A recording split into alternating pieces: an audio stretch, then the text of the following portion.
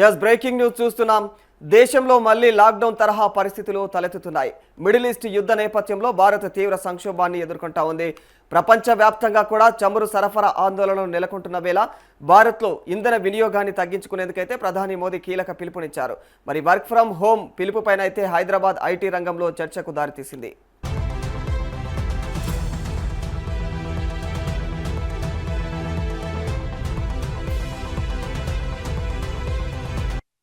మరి సాధ్యమైన చోట్ల మళ్ళీ ఇంటి నుంచి పని విధానాన్ని అమలు చేయాలని ప్రధాని మోదీ అయితే సూచించడం వెనుక ఇంధన పొదుపుతో పాటుగా కూడా వాహన ట్రాఫిక్, కాలుష్య నియంత్రణ, ఉద్యోగుల ఆరోగ్యం వంటి ప్రయోజనాలు కూడా దాగి ఉన్నాయని చెప్పేసి నిపుణులు చెబుతా ఉన్నారు. ప్రత్యేకంగా హైదరాబాద్ వంటి ఐటీ నగరానికి ఈ యొక్క సూచనలు చాలా కీలకమని చెప్పేసి అంటూ ఉన్నారు. మరి గచ్చిబౌలి, మాదాపూర్, హైటెక్ సిటీ, ఫైనాన్షియల్ డిస్ట్రిక్ట్ ప్రాంతాల్లో అయితే రోజు లక్షల మంది ఉద్యోగులు అయితే కార్యాలయాలకు వెళ్లేందుకు ట్రాఫిక్లో కష్టపడుతూ ఉంటారు. ప్రస్తుతం హైదరాబాద్లో 9 లక్షల మందికి పైగా ఇంకా ఐటీఈఎస్ ఉద్యోగులు పనిచేస్తూ ఉన్నట్లుగా కూడా అధికార వర్గాలు అంచనా వేస్తూ ఉన్నాయి. చాలామంది ఉద్యోగులు కార్యాలయాలకు వచ్చి వెళ్లేందుకు రోజు దాదాపుగా 40 నుంచి 50 కిలోమీటర్లు ప్రయాణిస్తూ ఉన్నారు. మరి వీరిలో చాలామంది వ్యక్తిగత వాహనాలనే ఉపయోగిస్తూ ఉన్నారు. ఫలితంగా ఓఆర్ఆర్, హైటెక్ సిటీ, గచ్చిబౌలి, కొండాపూర్ ప్రాంతాల్లో అయితే రోజు ట్రాఫిక్ జామ్ ఏర్పడుతోంది.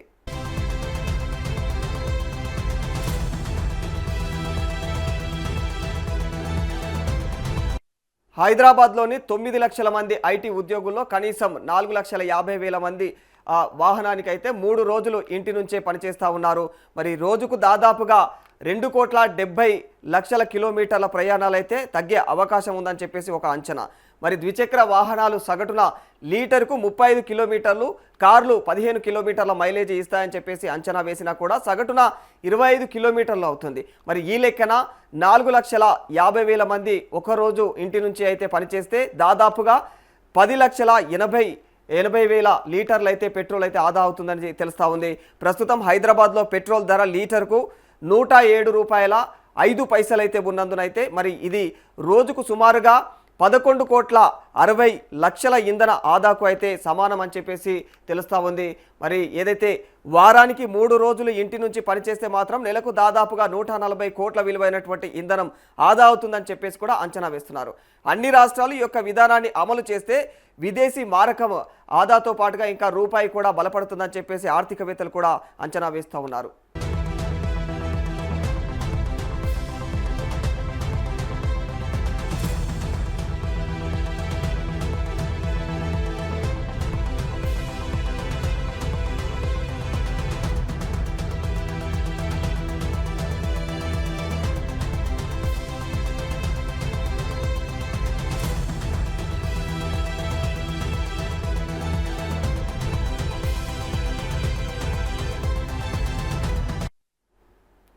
కోవిడ్ సమయంలో హైదరాబాద్ ఐటీ కంపెనీలు రిమోట్ వర్క్ను అయితే విజయవంతంగా అమలు చేశాయి.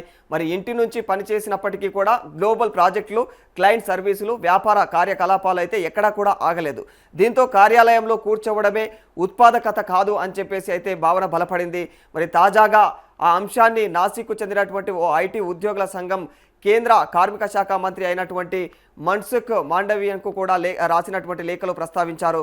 మరి రోజు గంటల తరబడి ట్రాఫిక్లో ప్రయాణించడం వల్ల ఉద్యోగుల శారీరక, మానసిక ఆరోగ్యం పైన దుష్ప్రభావం పడుతుందని, మరి ఇంధన వినియోగం, కాలుష్యం కూడా పెరుగుతున్నాయని చెప్పేసి పేర్కొంది.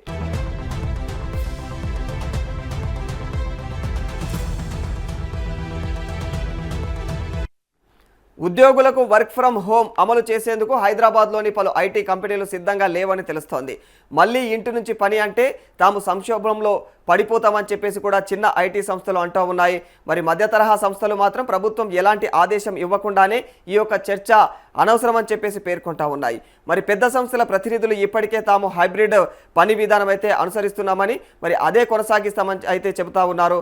ప్రజా రవాణాను వినియోగించుకునేలా అయితే ఉద్యోగులను ప్రోత్సహిస్తున్నట్లుగా కూడా తెలిపారు.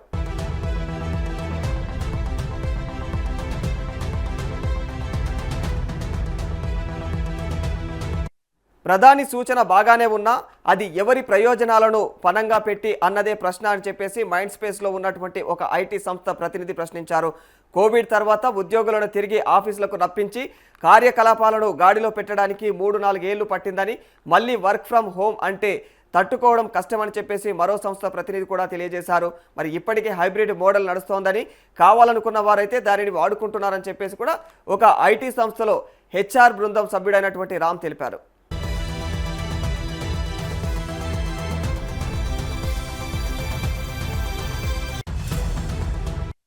కంపెనీలు ఇప్పటికే క్యాంపస్లలో విద్యుత్ వినియోగాన్ని తగ్గించే చర్యలు చేపట్టినట్టుగా కూడా తెలుస్తా ఉంది. అవసరం లేని విద్యుత్ వినియోగాన్ని తగ్గించడమే కాకుండా కొన్ని సౌకర్యాలను పరిమితం చేశామని చెప్పేసి తెలిపింది. మరి రిమోట్ లేదా హైబ్రిడ్ విధానాలతో ఉద్యోగుల యొక్క రోజువారీ ప్రయాణాలను తగ్గించి తర్వాత ఇక ఇంధన వినియోగాన్ని గణనీయంగా అయితే తగ్గిస్తామని చెప్పేసి ప్రకటించింది.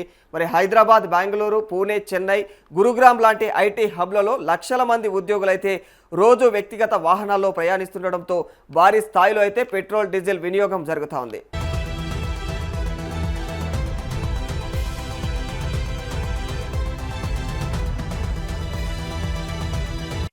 ఆదివారం హైదరాబాద్లో బీజేపీ సభలో పాల్గొన్నటువంటి ప్రధాని మోదీ గల్ఫ్ సంక్షోభం నేపథ్యంలో పెట్రోల్, డీజిల్ పొదుపుగా వాడాలని, మెట్రో సేవలను వినియోగించుకోవాలని, కార్ పూలింగ్ వంటి వాటికి ప్రాధాన్యత ఇవ్వాలని, మరి ఎలక్ట్రిక్ వాహనాలు వినియోగించాలని చెప్పేసి అయితే సూచించారు. కోవిడ్ సమయంలో అలవాటు పడినటువంటి వర్క్ ఫ్రమ్ హోమ్, ఇక వర్చువల్ మీటింగులు, వీడియో కాన్ఫరెన్స్ల మీటింగ్లను కూడా మళ్ళీ విస్తృతంగా అయితే అమలు చేయాల్సిన సమయం వచ్చిందని చెప్పేసి చెప్పారు.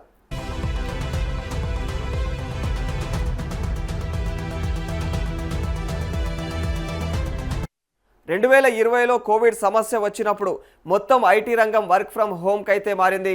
తర్వాత 3 ఏళ్ల పాటు హైబ్రిడ్ విధానమే కొనసాగుతూ ఉంది. గత ఏడాది నుంచే కంపెనీలు ఉద్యోగాలను కార్యకలాపాలకైతే రావాలని చెప్పేసి ఒత్తిడి చేస్తూ ఉన్నాయి.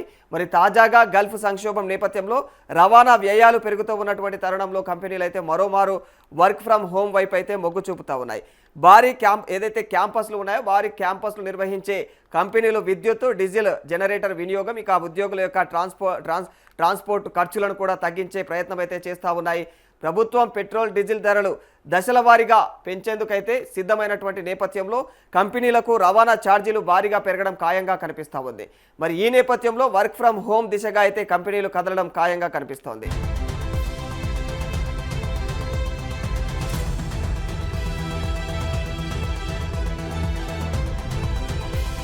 అయితే ఎక్కువ కంపెనీలు వర్క్ ఫ్రమ్ హోమ్ కాకుండా హైబ్రిడ్ పద్ధతికే ఓటేసే అవకాశం ఉందని చెబుతా ఉన్నారు. మరి హర్మోజ్ సంక్షోభం ముదిరితే ఏదైతే నిర్ణయం ఉంటుందో అది ఐటీ కంపెనీలకైతే వదిలేయడం కాకుండా కేంద్ర ప్రభుత్వమే వర్క్ ఫ్రమ్ హోమ్ను తప్పనిసరి చేస్తూ మార్గదర్శకాలు అయితే జారీ చేసే అవకాశం ఉందని చెబుతా ఉన్నారు.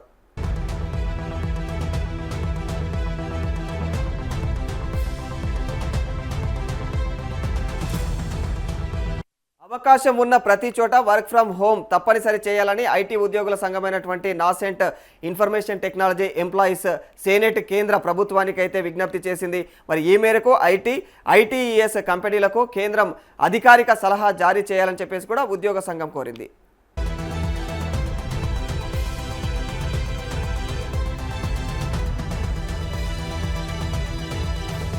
వర్క్ ఫ్రమ్ హోమ్ కరోనా మహమ్మారి నివారణ చర్యల్లో భాగంగా తొలిసారి తెరపైకి వచ్చింది. మరి ఉద్యోగులు ఆఫీసుకు వెళ్లకుండా ఇంటి నుంచే పనిచేసే విధానం ఇది. మరి ఆ మాట ఇప్పుడైతే మరోసారి వినిపిస్తోంది. నాడు కరోనా నివారణకు ఐటీ, ప్రైవేట్ కంపెనీలు అమలు చేయగా మరి ఇప్పుడు పశ్చిమాసియా యుద్ధం నేపథ్యంలో ఇంధన సంక్షోభం నివారణ చర్యల్లో భాగంగా అయితే ప్రభుత్వ ఉద్యోగులకు అమలు చేయాలని రాష్ట్ర ప్రభుత్వం కూడా యోచిస్తూ ఉంది. మరి డీజిల్, పెట్రోల్ వినియోగం తగ్గించేందుకు వర్క్ ఫ్రమ్ హోమ్తో అయితే దాంతోపాటుగా కూడా హైబ్రిడ్ విధానం అమలు దిశగా అడుగులు వేస్తోంది. ఇక టెలి, వీడియో కాన్ఫరెన్స్లకు ప్రాధాన్యం ఇవ్వాలని చెప్పేసి భావిస్తూ ఉంది.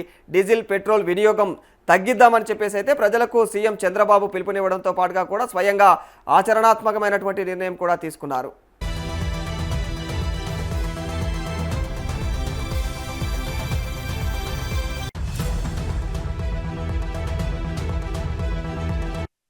ఇంధన పొదుపు చర్యల్లో భాగంగా వర్క్ ఫ్రమ్ హోమ్ను ప్రోత్సహించాలని ప్రభుత్వ ఉద్యోగులకు కూడా వర్తించే పరిస్థితులు వస్తాయని చెప్పేసి సీఎం అయితే అన్నారు.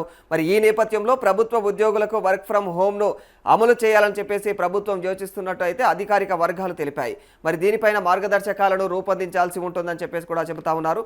మరి తప్పనిసరిగా భౌతికంగా కార్యాలయాలకు రావాల్సినటువంటి ఉద్యోగులు ఇంటి నుంచి కూడా పనిచేసేందుకైతే వీలున్నటువంటి ఉద్యోగులు ఏదైతే ఎవరెవరన్నది మాత్రం ఇక విభజించాల్సి ఉంటుందని చెప్పేసి కూడా అంటూ ఉన్నారు. మరి వీలున్న వారికి అయితే వర్క్ ఫ్రమ్ హోమ్ అమలు చేయడంతో పాటుగా కూడా ఒకరోజు ఇంటి నుంచి మరొక రోజు ఆఫీసుకు వచ్చి పనిచేసేలాగా అయితే హైబ్రిడ్ విధానాన్ని ప్రభుత్వం పరిశీలిస్తుందని తెలిపారు.